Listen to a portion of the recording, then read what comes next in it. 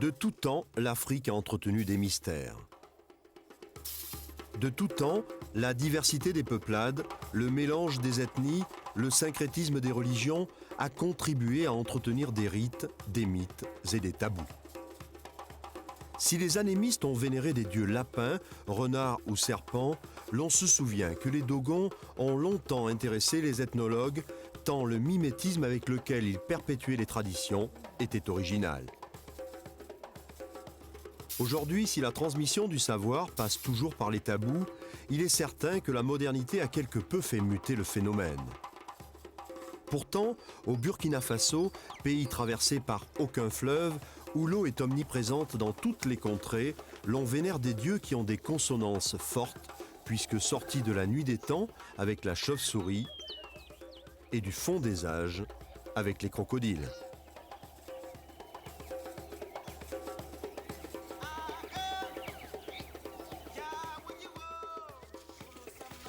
Le Burkina Faso est un pays de tradition, un pays simple. L'artisanat y occupe une place importante, économique certes, mais surtout traditionnelle. De véritables artistes au service de l'art d'un pays rude, où il n'est pas question de modernité à tout prix. Ici, le savoir, on le côtoie tout jeune, et tout jeune, on participe à l'accouchement de l'objet, dans une ambiance de chaleur étouffante, et c'est à ce prix que le savoir traverse les âges.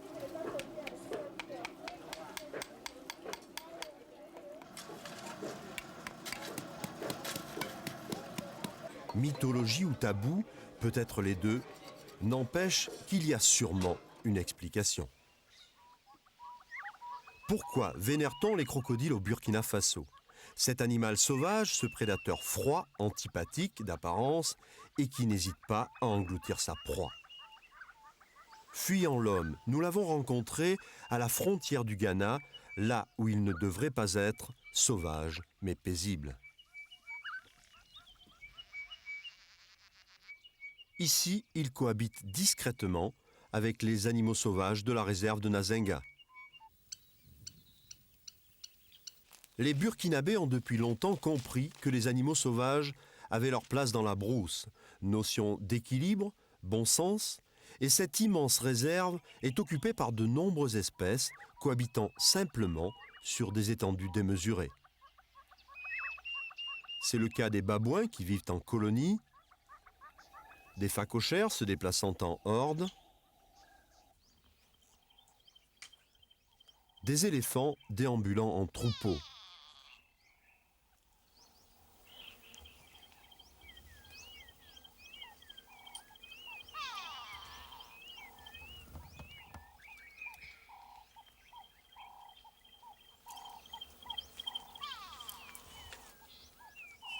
Sous la constante surveillance des vautours affamés.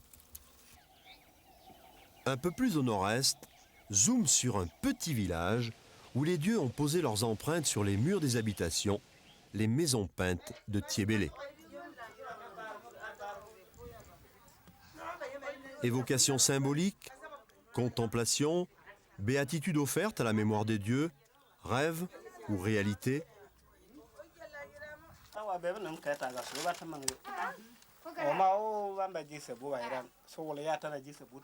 Autant de réflexions, autant de mystères sur l'origine des tabous.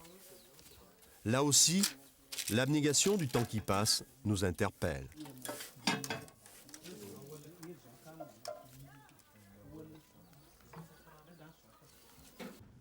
Ce tour d'horizon pour expliquer qu'à 60 km de Ouagadougou, il existe un petit village où les sages nous ont conviés à observer leurs âmes.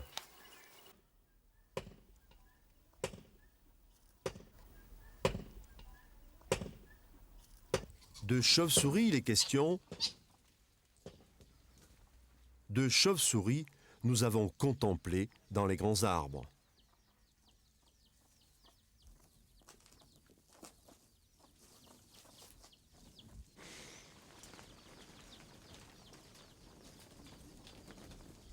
Là-bas, à Tienfangé, le doyen a 120 ans et il s'exprime avec sérénité et sagesse, il se souvient.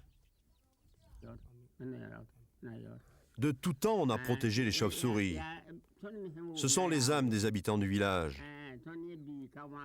Elles étaient là avant nous.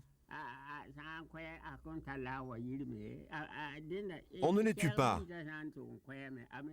Lorsqu'un habitant meurt, une chauve-souris disparaît. Nos enfants aussi les protègent. C'est sacré, tu sais.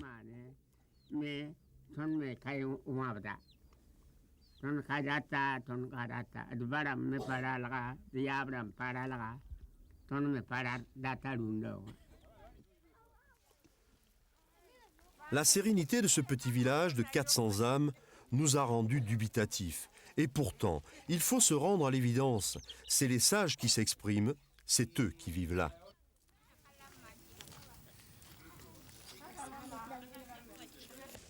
Cap au nord, à la découverte d'un lieu encore plus mythique, la mare sacrée de Bazoulé.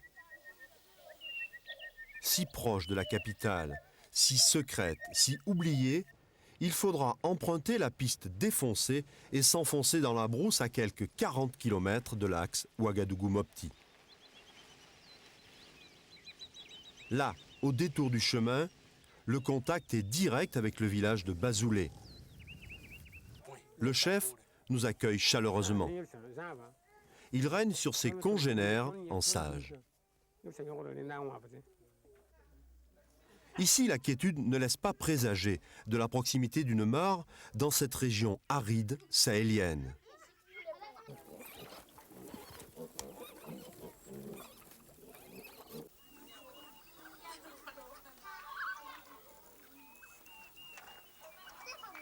Qui pourrait imaginer de l'eau? L'eau, source de vie. L'eau, symbole de richesse.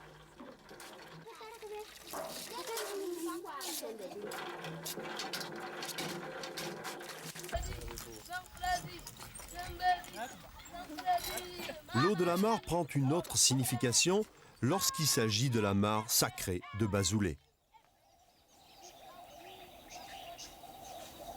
Dans ce décor impressionnant, il règne un climat lourd, celui de l'irréel. Une ambiance secrète qui laisse cohabiter les hommes, les animaux domestiques, les oiseaux et ce formidable prédateur qui a su traverser les âges et perdurer dans son état premier.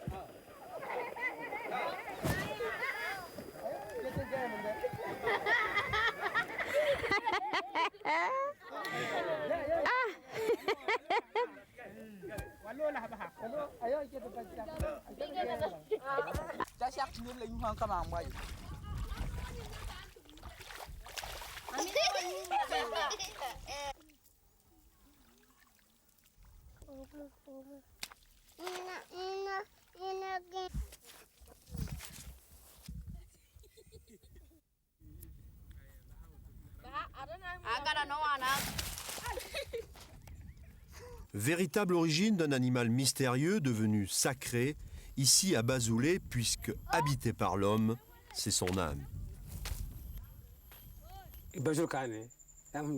Les Caïmans sont les âmes des habitants de Bazoulé. Ils ont hérité ça de leurs ancêtres.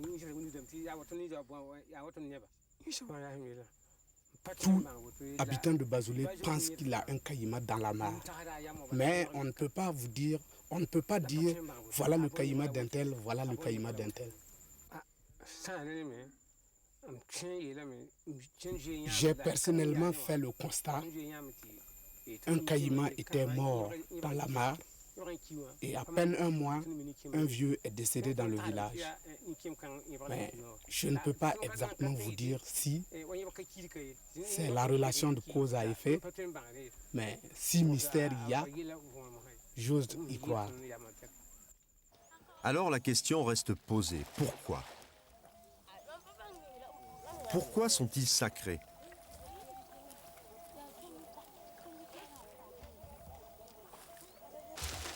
Ici, le village est catholique et musulman.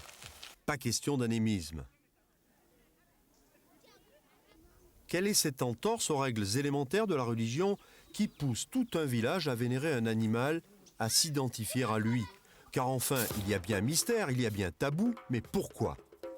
Entre en scène un homme, il a 40 ans. Il est tombé du berceau directement dans la mare aux crocos. Cette vie là, autour de cette mare, avec les cochons, les enfants, les pêcheurs, les troupeaux et ces crocos qui restent quand même pour nous des animaux qui sont de terribles prédateurs. Depuis, cet homme passionné de reptiles et de singes dirige avec son frère à Pierrelatte, dans la Drôme, la première ferme aux crocodiles de France. Ici, il a reconstitué sur 20 000 m² le biotope idéal.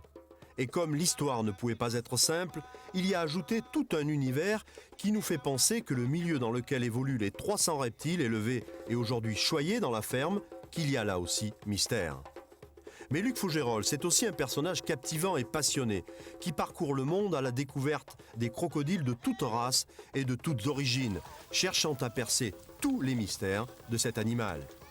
Il a choisi Bazoulet pour établir des liens très forts et étudier le comportement de ce crocodilien. Pourquoi à Bazoulet? C'est simple. Ici, cet animal est sacré, protégé par l'homme, qui n'hésite pas à se mobiliser si l'eau venait à manquer.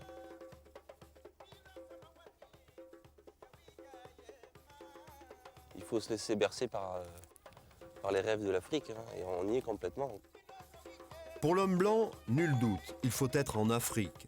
Il faut être au Burkina Faso pour accepter l'irrationnel, l'étrange et l'incohérence de cette coexistence entre cet animal au sang froid et les habitants du village.